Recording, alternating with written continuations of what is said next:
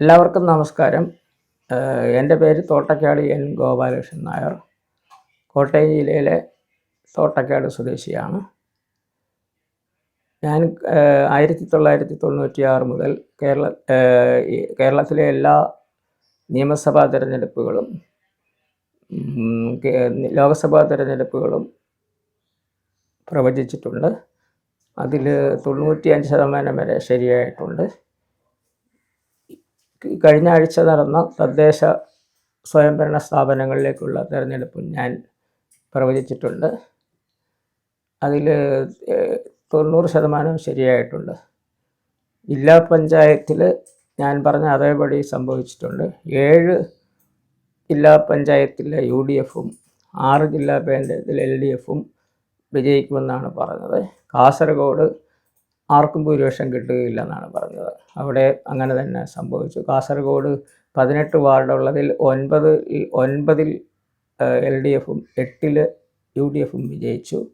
ഒരിടത്ത് BJP. അവിടെ ഭരിക്കണമെങ്കിൽ 10 ward ജയിക്കണം. അതാർക്കും കിട്ടിയിട്ടില്ല. അതുകൊണ്ട് കാസർഗോഡ് ഒരു മുന്നണിക്കും ഭൂരിപക്ഷമില്ല. അവിടെ ഏറ്റവും വലിയ മുന്നണി LDF ആയതുകൊണ്ട് അവർക്ക് ഭരിക്കാൻ സാധിക്കും. ജില്ലാ പഞ്ചായത്തുകളിൽ UDFിന് ഞാൻ 170-75 വാർഡുകളാണ് പ്രവചിച്ചിരുന്നത്. അത് 195 വരെ വന്നിട്ടുണ്ട്. അതൊരു 15 വാർഡ് കൂടുതൽ അവർക്ക് കിട്ടിയിട്ടുണ്ട്. LDFിനൊരു 160 ആണ് പ്രഡിക്റ്റ് ചെയ്തിരുന്നത്. അത് 145 വന്നിട്ടുണ്ട്. BJPക്ക് 6 വാർഡുകളാണ് പ്രഡിക്റ്റ് ചെയ്യുന്നത്. അവർക്ക് 1 കിട്ടിയുള്ളൂ. കഴിഞ്ഞ തവണ 2 ഉണ്ടായിരുന്നു. അതൊന്ന് കുറഞ്ഞിട്ടുണ്ട്. മുനിസിപ്പാലിറ്റികളിൽ ഞാൻ 45-50 മുനിസിപ്പാലിറ്റികളിൽ UDFിന് കിട്ടുമെന്നാണ് പറഞ്ഞത്. അത് 54 മുനിസിപ്പാലിറ്റികളിൽ UDFിന് കിട്ടിയിട്ടുണ്ട്. LDFിന് 30 മുതൽ 35 വരെയാണ് പറഞ്ഞിരുന്നത്. അത് ഇപ്പോൾ 28 മുനിസിപ്പാലിറ്റിയിൽ അവർക്ക് കിട്ടിയിട്ടുണ്ട്. 2 എണ്ണമേ കുറഞ്ഞിട്ടുള്ളൂ. BJPക്ക് 5 മുതൽ 8 വരെ എന്നാണ് പറഞ്ഞിരുന്നത്. അത് BJPക്ക് 3 മുനിസിപ്പാലിറ്റിയിൽ ഒറ്റയ്ക്ക് വലിയ കക്ഷിയായിട്ടുള്ളൂ. അതിൽ ഒരു 3-4 എണ്ണത്തിൻ്റെ കുറവ് വന്നിട്ടുണ്ട്. ബ്ലോക്ക് പഞ്ചായത്തുകളിൽ ഞാൻ LDFിന് 70 മുതൽ 75 വരെയും UDFിന് 65 മുതൽ 70 വരെയാണ് പറഞ്ഞിരുന്നത്. അത് UDFിന് 90ഓളം ബ്ലോക്ക് പഞ്ചായത്തുകളിൽ ഭൂരിപക്ഷമുണ്ട്. LDFിന് 62 ബ്ലോക്കിലെ ഭൂരിപക്ഷമുള്ളൂ. ചെറിയ മാറ്റം അതിനകത്ത് വന്നിട്ടുണ്ട്. കോർപ്പറേഷനുകളിൽ ഞാൻ പറഞ്ഞിരുന്നത് 2 കോർപ്പറേഷനുകളിൽ UDF വിജയിക്കുമെന്നും 2 LDF വിജയിക്കുമെന്നാണ് പറഞ്ഞത്. തൃശ്ശൂരും തിരുവനന്തപുരത്തും ആർക്കും ഭൂരിപക്ഷമില്ലെന്നാണ് പറഞ്ഞത്. അത് തിരുവനന്തപുരത്ത് BJPക്ക് 1 സീറ്റും കൂടെ കിട്ടിയാൽ അവർക്ക് ആബ്സല്യൂട്ട് മെജോറിറ്റി ആവും. ഇപ്പം 101 വാർഡിൽ 50 വാർഡിൽ വിജയിച്ചിട്ടുണ്ട്. 1 വാർഡിലൂടെ വിജയിച്ചിരുന്നെങ്കിൽ അവർക്ക് ഭൂരിപക്ഷമാവും. ഞാൻ 40 സീറ്റാണ് BJPക്ക് പ്രൊഡിക്റ്റ് ചെയ്തിരുന്നത്. അത് 50 എണ്ണം വന്നിട്ടുണ്ട്. 10 എണ്ണം കൂടുതൽ വന്നിട്ടുണ്ട്. കൊല്ലത്ത് ഞാൻ LDFിന് പ്രൊഡിക്റ്റ് ചെയ്തിരുന്നെങ്കിലും ഇപ്പോൾ UDFിനാണ് ഭരണം കിട്ടിയിരിക്കുന്നത്. കൊച്ചിയിലും കണ്ണൂരും ശരിയായി, തൃശ്ശൂരും ശരിയായി. കോഴിക്കോട് ഞാൻ LDF ഭരണം കിട്ടുമെന്ന് പറഞ്ഞു. അവർക്ക് 40 സീറ്റ് പ്രൊഡിക്റ്റ് ചെയ്തു, 35 വന്നു. ഭരിക്കണമെങ്കിൽ 39 വാർഡിൽ വേണം. അവർ ഏറ്റവും വലിയ മുന്നണി ആയതുകൊണ്ട് അവർക്ക് ഭരിക്കാൻ കഴിയും. തൃശ്ശൂർ കോർപ്പറേഷനിൽ ഞാൻ UDF സിംഗിൾ ലാർജസ്റ്റ് മുന്നണിയായിരിക്കുമെന്ന് പറഞ്ഞു. അതങ്ങനെ തന്നെ വന്നു. പക്ഷേ അവർക്ക് ഒറ്റയ്ക്ക് ഭൂരിപക്ഷം കിട്ടത്തില്ലെന്നാണ് പറഞ്ഞത്. അത് ഒറ്റയ്ക്ക് ഭൂരിപക്ഷം കിട്ടിയിട്ടുണ്ട്. ആ ഒരു മാറ്റം അവിടെ വന്നിട്ടുണ്ട്. എല്ലാ തദ്ദേശഭരണ സ്ഥാപനങ്ങളിലും UDFിൻ്റെ സീറ്റും വോട്ടും കൂടിയിട്ടുണ്ട്. അവർക്ക് ഗ്രാമപഞ്ചായത്തുകളിൽ 50%-ലേറെ സീറ്റുകളുണ്ട്. 55% കിട്ടിയിട്ടുണ്ട്. LDFിന് 42% കിട്ടിയിട്ടുള്ളൂ. അവർക്ക് ഒരു 150 പഞ്ചായത്തുകളോളം ഇത്തവണ കുറഞ്ഞിട്ടുണ്ട്. LDFിനാണെങ്കിൽ 150 കൂട്ടിയിട്ടുമുണ്ട്. BJPക്ക് ഞാൻ 45 ഗ്രാമപഞ്ചായത്തുകളാണ് പ്രവചിച്ചിരുന്നത്. അത് ഇപ്പോൾ 26 എണ്ണമേ കിട്ടിയിട്ടുള്ളൂ. അത് തൃശ്ശൂരാണ് തെറ്റിയത്. തൃശ്ശൂർ ഞാൻ 15 ഗ്രാമപഞ്ചായത്തുകൾ കിട്ടുമെന്നാണ് പ്രതീക്ഷിച്ചത്. അതവിടെ ഒന്നും കിട്ടിയിട്ടില്ല. അതാണ് വ്യത്യാസം വന്നിരിക്കുന്നത്. ബാക്കി എല്ലായിടത്തും പറഞ്ഞതുപോലെയാണ് വന്നിരിക്കുന്നത്. ഈ LDFിന് ഇത്ര വലിയ പരാജയം ഉണ്ടാകാൻ പല കാരണങ്ങളുണ്ട്. അതിൽ ഭരണവിരുദ്ധ വികാരമാണ് ഏറ്റവും മുന്നിൽ നിൽക്കുന്നത്. മുന്നണിയുടെ ധൂർത്ത് പ്രധാന ഒരു കാരണമാണ്. ഈ അടുത്ത കാലത്ത് തന്നെ മുഖ്യമന്ത്രിക്ക് വേണ്ടി 2,10,00,000 രൂപ മുടക്കി 2 കാറുകൾ വാങ്ങിക്കാനുള്ള തീരുമാനം എടുത്തിട്ടുണ്ട്.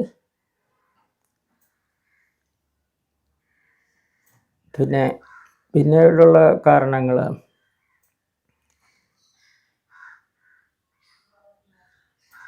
അഴിമതി, തൊഴിലില്ലായ്മ,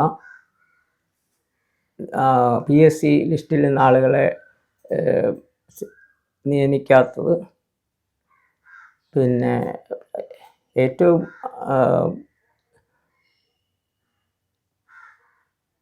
പ്രധാന കാരണങ്ങളിലൊന്ന്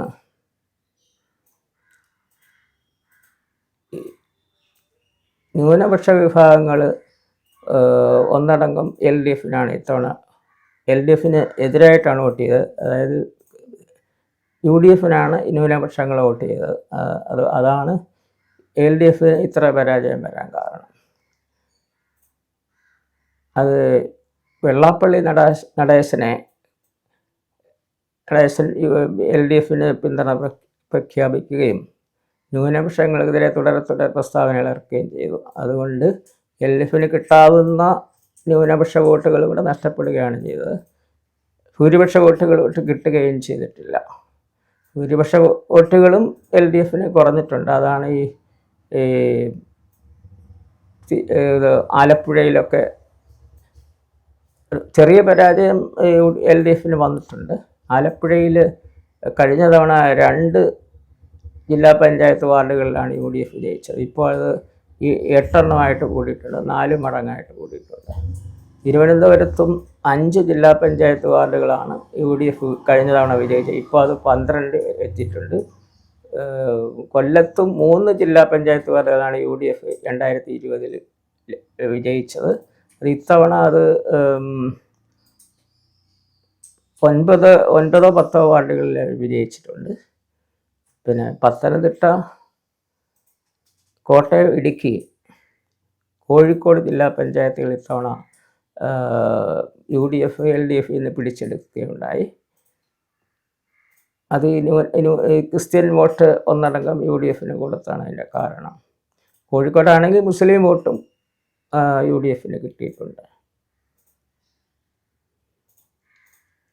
പിന്നെ LDFിന് പരാജയ കാരണങ്ങളിൽ കരുവന്നൂർ ബാങ്കിലെ തട്ടിപ്പ്, കണ്ടല ബാങ്ക് തട്ടിപ്പ്, പിന്നെ പ്രധാനപ്പെട്ട ഒരു കാരണം ഞാൻ നേരത്തെ പറഞ്ഞില്ല. ഈ അൻവറിനെ LDF 2 തവണ MLA ആക്കി. ഈ അൻവർ മറുകണ്ഠം ചാടിയപ്പോൾ ഈ LDFിലെ പല രഹസ്യങ്ങളും പുറത്തു പറയുകയുണ്ടായി. അത് LDFിനെ കണ്ടമാനം ബാധിച്ചിട്ടുണ്ട്. ഇത് LDF ഒരു പാഠമാക്കേണ്ടതാണ്. ഇങ്ങനെയുള്ള സ്വതന്ത്രന്മാരെ നിർത്തി വിജയിപ്പിക്കേണ്ടത്. ഇപ്പം തന്നെ 6 പേരോളം LDF സ്വതന്ത്രന്മാർ വിജയിച്ചിട്ടുണ്ട്. അതിന് ഇത്രയും ദോഷം ഉണ്ടാക്കിയിട്ടില്ലെങ്കിലും അതൊക്കെ LDFിന് പേര് ദോഷം ഉണ്ടാക്കുന്ന കാര്യങ്ങളാണ്. ചവറയിൽ വിജയൻ പിള്ള എന്ന ഒരു സ്വതന്ത്രനെ നിർത്തി വിജയിപ്പിച്ചിട്ടുണ്ട്. കഴിഞ്ഞ തവണ വിജയൻ പിള്ളയുടെ മകന് സുജിത്ത് വിജയൻ പിള്ളയാണ് വിജയിപ്പിച്ചത്. അതുപോലെ മലപ്പുറത്ത് ഒരു മണ്ഡലത്തിൽ നിന്ന് KT ജലീൽ, കോഴിക്കോട് നിന്ന് കുന്നമംഗലത്ത് നിന്ന് ഒരു സ്വതന്ത്രൻ, ഇങ്ങനെ പലരെയും LDF വിജയിപ്പിച്ചിട്ടുണ്ട്. ഇവരൊക്കെ LDFിന് ഒരു ബാധ്യതയാണ്. അത് ഭാവിയിലെങ്കിലും അങ്ങനെ ചെയ്യാതിരുന്നു കഴിഞ്ഞാൽ LDFിന് സ്ഥിതി വളരെ മോശമാകാതിരിക്കും. ഇപ്പോഴെങ്കിലും ഈ മുഖ്യമന്ത്രി പിണറായി വിജയനെ മാറ്റിയിട്ട് വേറൊരാളെ മുഖ്യമന്ത്രിയാക്കിയാലും LDFന് വലിയ പതനത്തിൽ നിന്ന് രക്ഷപ്പെടാൻ കഴിയും. വേറൊരാളെ മുഖ്യമന്ത്രിയാക്കണം. അപ്പോൾ അതിപ്പോൾ അങ്ങനെ ആകാൻ കൊള്ളാവുന്നവർ അതിനകത്തില്ല. ഉള്ളതിൽ സംസ്ഥാന secretary MV Govindan master, Shailaja MLA, LDF convener TP Ramakrishnan തുടങ്ങിയവരാണ് സീനിയറായിട്ടുള്ളത്. അതല്ലെങ്കിൽ CPM മുൻ പോളിറ്റ് ബ്യൂറോ മെമ്പർ S രാമേന്ദ്രപിള്ളയെ മുഖ്യമന്ത്രിയാക്കിയാലും കൊള്ളാം. പക്ഷേ അദ്ദേഹത്തിന് വളരെ പ്രായം കൂടുതലാണ്, 90 വയസ്സെങ്കിലും കാണുമെന്നാണ് എനിക്ക് തോന്നുന്നത്. ഇതൊന്നും അങ്ങനെ മുഖ്യമന്ത്രിയെ മാറ്റാൻ പറയാൻ കെൽപ്പുള്ള ആളുകൾ LDFിലുണ്ടെന്ന് ഞാൻ കരുതുന്നില്ല. അതുകൊണ്ട് ഈ മുഖ്യമന്ത്രി തന്നെ തുടരാനാണ് സാധ്യത. അങ്ങനെ തുടർന്നാൽ ഇവർക്ക് വലിയ തകർച്ചയിലായിരിക്കും വരുന്നത്. ഉടനെ തകർന്നു പോകുമെന്നല്ല ഞാൻ പറയുന്നത്. അടുത്ത അസംബ്ലി തെരഞ്ഞെടുപ്പിലെ ഈ തദ്ദേശ തെരഞ്ഞെടുപ്പിൻ്റെ ഫലം അനുസരിച്ച് വിലയിരുത്തിയാൽ 80 സീറ്റിൽ UDFും 58 സീറ്റിൽ LDFും 2 സീറ്റിൽ BJPയും വിജയിക്കും. ഇതിൽ കുറച്ച് വ്യത്യാസം വരും. ഇത്തവണ 84 സീറ്റിൽ എങ്കിലും 26-ലെ തെരഞ്ഞെടുപ്പിൽ 84 സീറ്റിലെങ്കിലും UDF വിജയിക്കും. അത് 94 വരെ എത്താം. ഇത് ഈ 80 കൂടാതെ കിട്ടാവുന്ന സീറ്റുകൾ കോവളം, വാമനപുരം, വർക്കല, കുട്ടനാട്, വടക്കാഞ്ചേരി, കുന്നംകുളം, ഒല്ലൂർ, ഗുരുവായൂർ, ചിറ്റൂർ, കൂത്തുപറമ്പ്, കഴക്കൂട്ടം, തിരുവനന്തപുരം സെൻട്രൽ, അമ്പലപ്പുഴ, ആലപ്പുഴ. ഈ സീറ്റുകളിൽ ഒരു 6 മുതൽ 10 വരെ UDF വിജയിക്കാൻ സാധ്യതയുണ്ട്. അപ്പോൾ അതെല്ലാം കൂടെ ചേർത്ത് കഴിഞ്ഞാൽ ഒരു 84 മുതൽ 94 വരെ സീറ്റ് UDF വിജയിക്കാൻ സാധ്യതയുണ്ട്. ഒരു തരംഗം വന്നു കഴിഞ്ഞാൽ UDFന് 110 വരെ സീറ്റ് വരെ കിട്ടാം. അതിനുള്ള സാധ്യത കുറവാണ്. നമുക്കിപ്പോൾ ഇനി 5 മാസം കൂടെ തെരഞ്ഞെടുപ്പിനുണ്ട്, 4.5 മാസമെങ്കിലും ഉണ്ട്. ഇനി ഇതിനിടയ്ക്ക് എന്തെങ്കിലും തരംഗം വരുമോ എന്ന് നമുക്ക് പറയാനൊക്കെയില്ല. ഈ ശബരിമല പ്രശ്നത്തിൽ കൂടുതൽ അറസ്റ്റൊക്കെ ഉണ്ടാവുകയാണെങ്കിൽ, ഇപ്പോൾ ഉദാഹരണത്തിന് പഴയ മന്ത്രി കടകംപള്ളി സുരേന്ദ്രനൊക്കെ അറസ്റ്റ് ചെയ്യുന്ന ഒരു സാഹചര്യം വന്നാൽ ഇതിലും മോശമാകും സ്ഥിതി.